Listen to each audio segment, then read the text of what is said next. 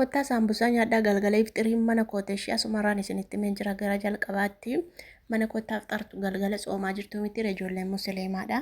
Kanaaf galgala mana kiyya kottaa isiniin jedha. Wanni viidiyoo hawwaa dhaggeeffadheen dhufee hawwaanii dhukkubsatti argitanii jirtu miti. Sababii abdiin na reebeef jettee kaleen na dhukkubee jettee hospitaala ciisaa turte. Guyyaa 3 guutuu hospitaala ture mataan natti zooree. Dhiigni afaanii funyaaniin na ba'ee jettee Saayidoonis kalee keessa na rukutee abdiinis akkasuma baay'ee na miidhee sababa isaaniitti dhukkubsadhee mataan kiyya natti zooree takkaayyuu ergiin dhaladhee guddadhee amma na ga'ee takkaan mataan kiyya natti zooree hin beeku takkaan na joonjessee hin beeku joonjee lafa dhafee lafa dha'eetanii dhiigni afaanii funyaaniin na bubbisee na yaa'ee hiriyaan koo tokko na bira jirti isheen na fuutee galtee.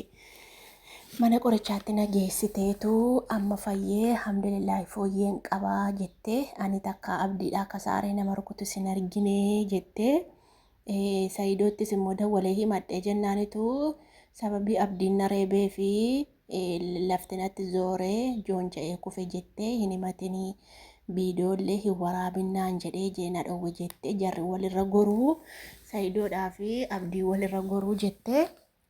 Ani kan inni naqee sababii kanarra bu'ee fi sababii paaspoortii hawwaatiin paaspoortii salaamiitiif jedhee tan naqee namni akkamittiin gara amma kana walitti jabaataa jedhee fuuchuu dhaqe malee hamaaf hin dhanne inni immoo kun akkasitti na reebeeyyuu du'een oolee rabbitu na oolchee jettee hundaafiyyuu baga rabbi si baasee hawwaa keenya.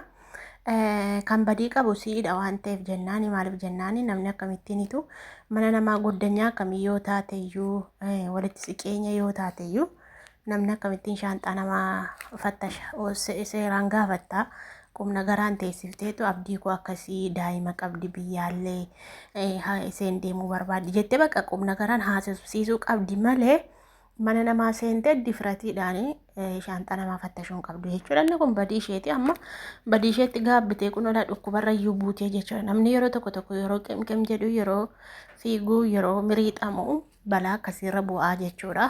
Balaa akkasii rabbi namaa baasu malee dhukkubsattee jirti. Daree buusaatti hedduu gammadee jira maaliif jennaani baga reebeen jedhatu lubbuu ishee keessaa baaseeyyuu rakkoon qabu ture isheetu balleesseen jedhe ammayyuu isheetu balleessaa qabaa jechuudha. Isheen iyyuu kun gatiisii argattee qoricha isee argattee gatteesse dheengaddas akkuma isin argitan Saayidoo tolbaati olaa soofti hawwaan kun beektanii sirna siraataan hin haasoftu olaa soofti humna malee walii xatti jechuudha. Nama tuffachuu barbaaddi. Kanaafatu qubna garaan gaafatanii Saayidoonis garraamii dhugaa abdiin illee garraamiidha. Osoo qubna garaan gatta'anii gaafatanii amansiisanii nutis waan isin barbaaddan isiniif goona jedhanii bareeda ture. Isaanis kunuun qaban bakka sumayyaan jirtu hawwaan sirriitti beekti walii dawwaluun sobu wal dhoosu malee jechuudha. Salaamin illee bakka isheen jirtu bakka lookeeshinii isheeti fooqii meeqaffaa mana meeqaffaarra akka galtu Finfinnee keessaa lakkoofsa mana isheeti hundaan beekti. Salaamin hin daddatti miti garuu himuu diddee mitiire. Kanaafuu Saayidootti murtaa'uu hin qabu jechuudha. Dhugaa rabbii Saayidoon maal balleessa? Bakka isheen jirtu mana akkamitti akka isheen galtu natti meeti siifan kenna paaspoortii jedheen hin didde. Maal Saayidoon ajjeesa haadha ijoollee isaatiitiin ajjeesamoo Sumayyaa maal godha? Ijumaan argee ijoollee isaa ijaan arguuf malee inni Saayidoon maal godha Sumayyaan ajjeesa? Biyya seerri hin jirre keessa jira moo Saayidoon tokko seeratu isa beeka? Attamitti quba isaayyuu irraan buusu jechuudha. Saayidoon kan dhossanii otoo itti manii maal godha itti manii nuyi hin himne ofiin iyyaafatee dhufe ofiin baree dhufe hin jedhanii itti manii paaspoortii harkaa fudhatanii akka paaspoortii fudhatanii yookaan dhossanii nuyi hin himne jedhanii hin kaadanii abba manaa fi haadha manaati maa gidduu galanii dhoowwatan. Kun jechuun akka Sumayyaa fi Saayidoon walitti hin deebine barbaadaniiti. Siniif galee bakka isheen jiraattu lookeeshinii ishee dhossu jechuun akka Saayidoo fi Sumayyaa waliin argine barbaadanii ammatu Sumayyaa fi Saayidoon walitti araaramuu barbaadan itti maniitu isheen nutti himne jedhiiti daqii bakka akkasii jirti jedhaniitu itti moo qabu jechuudha. Saniin booddee dhaqee ijoollee isaa argee deebi'e malee Sumayyaan ajjeesaa mootu taala. Maal godha Sumayyaa? Maal godha Saayidoon Sumayyaa? Ijaan argee dubbisee fedha isheeti itti deebite itti deebuu baatte fedha isheeti. Isa itti sookke aarte kaleessayyuu ayyuun arrabsaa oolte.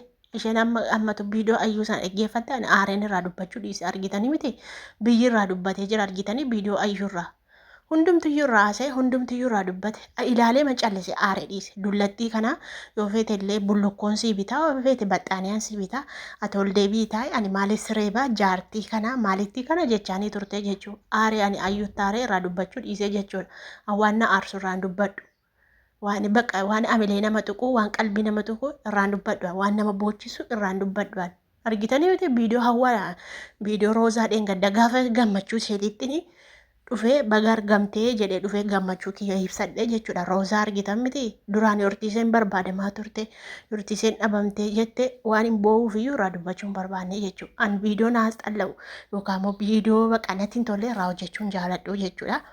Ijoollee baay'een hayyuu irraa maan hojjenne hayyuun sumayyaa irraa dhukkee kaasaa jirti. Hayyuun sumayyaa rabsaa jirti maarraan hojjenne ijoollee baay'een dhufanii koomentii jalatti illee na waamaa turanii.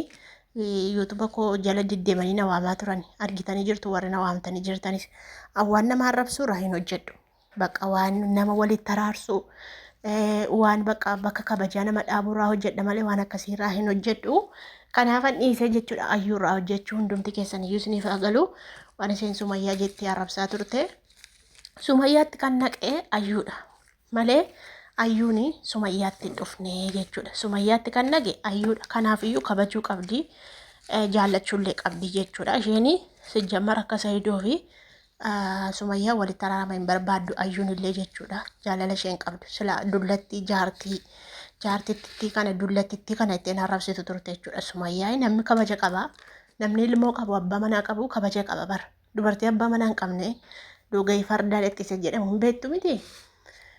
Namni abbaa manaa qabu kabaja qaba. Dubartiin abbaa manaa hin qabne immoo akka barbaadde deemti akka barbaadde galti kabaja hin qabdu jechuudha. Kanaafiyyuu abbaa manaa qabaachuun ulfina kennuufii qabdi. Maaliif isheetu dhaqee bultii namaa diige waan ta'eef ulfina kennuufii kabaja kennuufii qabdi malee dullattii kana jaartittii kana kun harka kootti duutii ani maal gochiin tuqaa jechuun qabdu jechuudha. Amma sumayyaana kana oromiffaan eekkattee balaa buufti jechuudha. Kanaaf jennaan waan akkasiirraa dubbachuun barbaadu dhiifama kaniin kaleessa irraan dubbannee fi kanaafidhaan isin jechuun barbaada malee hawaa immoo rabbi na fayyisu dhukkubarratti baga jechuun hin danda'amu. Hin gaddaan hin miidhamte seenee iyyuu beektani bagan jedhee dhukkuba waan ta'eef rabbiin isii haa fayyisu ishee badii qaba waan ta'eef badii ishee ofitti murteessitee seera malee mana namaa dhaqxee shaanxaa nama fattashuun dhorkaadha waan ta'eef badiin isheenuma balleessee jechuudha. Akkasii kottaa saambusaa nyaadhaa ilmaan tiyya tsoomatti jirra waan ta'eef galgala kottaa iftiriin mana kiyya waan ta'eef akkas viidiyoon ishee kana fakkaata gaasheenii aartee dubbachaa jirti kanumaan miidhamee fi sababii salaamiiti waan ta'eef waan an godhu tokkollee hin qabu du'aa hinaa godhaayee jettee rabbi si haa baasu boriifu barumsa siif haa ta'utti hin deebi'u waan akkasiitti nama dudduuba anatu beektuudha anatu caaltuudha anatu maalittiidha jettee ofiin fiigaa mana namaan naqin. Of kabajii jiraadhu kabaja ofii eeggataniitu kabaja namaallee namaa eegu kanaafitu salphatte kun rabbiin immoo dhukkuba kanarra buuse waan ta'eef kun iyyuu adabbiidha adabbii kee argattee jirta rabbi si haa fayyisu jedha kanuma.